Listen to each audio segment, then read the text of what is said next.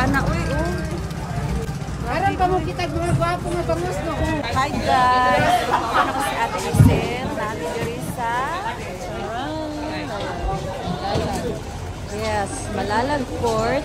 Hindi nag-harvest si Ate Joy sa kanyang mga bangos. Ayan si Ate Joy. Ayan yung may-ari ng mga bangos. Ayan, tinitimbang na nila dyan. Ayan, ang daming mga bangos ni Ate. Ayan, ang dami pa sa bangka. Tapos yan. Ayan guys. Ayan yung mga bangos ni Ate Joy. Doon. Yan. Tapos yung view. Guys, yung view dito. Oh, hi guys daw. Ayan.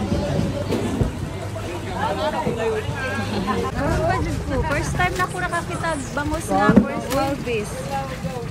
Wala, grabe. Daghana, ana, oy. Grabe. Guys, wala mga bangus, guys. Oh, diri ni sa Kuan, Santa Maria. Pero namin sa Malalag Port. Malalag Port, no?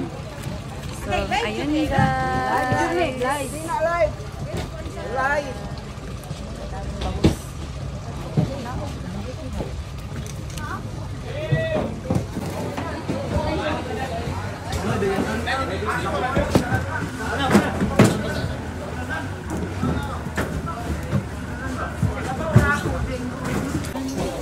Dami ng bangus, no? Sobrang dami. Ang tagal po nilang natapos dyan sa sobrang dami dahil napakalaki po yung bangka na yan. At tingnan nyo, oh, napaka-fresh yung bangus na yan at ang lusog-lusog. So, ayan, mga bangus lahat po yung mga karga dyan sa mga bangka na yan, no? Dito po kasi yung port sa may Malalag area.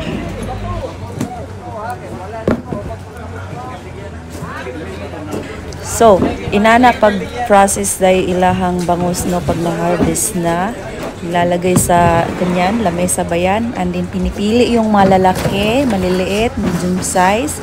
Sinisiparate nila yan. And then, tinitimbang nila yan. Tapos, nilalagay sa box. Dadalhin pala to sa ano guys, sa Leyte, sa May or Mok. So, ang layo, no, from Mindanao to Leyte. So, dito pala galing yan yung mga bangus sa Mindanao, sa Santa Maria. So, yan yung ginagawa nila dyan, guys. At, grabe, punong-puno yung malaking truck niyan.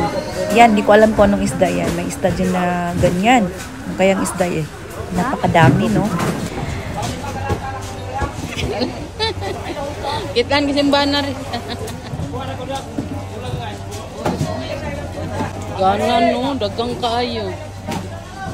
Ayan. Ayan guys.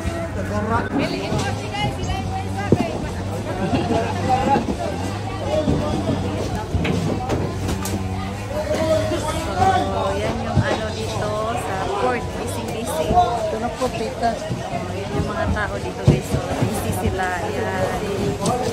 Ayan. Ayan dyan. Ayan, nagtitimbang sila, no? Ayan, si ate, may-ari.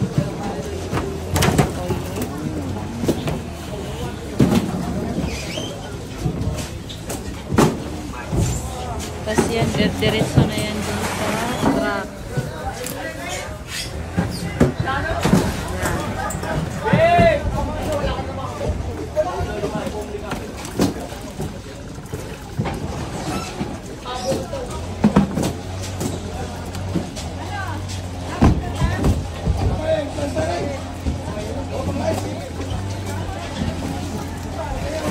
So, ganyan kadami yung mga isda dito, no? So, namin diri sa Malalag Port. And then, yung nakikita nyo dyan, yung mga mountain dyan. Ano na yan? Santa Maria. So, ito yung mga pagkain ata ng isda.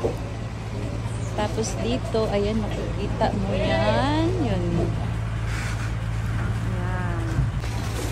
Ganito ka-busy ang mga tao dito sa port, no? Sobrang dami nilang mga ginagawa at kami ay nanonood lang sa kanila.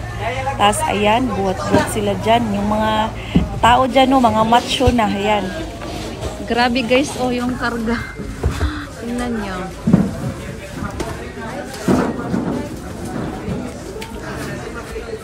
Galing.